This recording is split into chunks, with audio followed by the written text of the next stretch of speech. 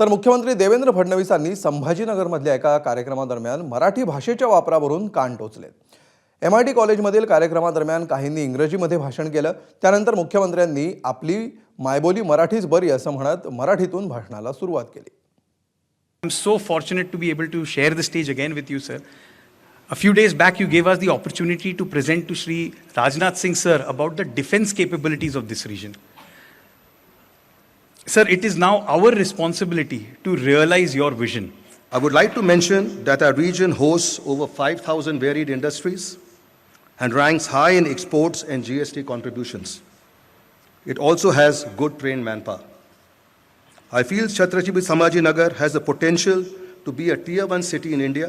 खरं म्हणजे जुन्या पिढीचं नेतृत्व करताना राम भोगलेजी मराठीमध्ये बोलले, नवीन पिढीचं नेतृत्व करताना अर्पित सावे इंग्रजीत बोलले।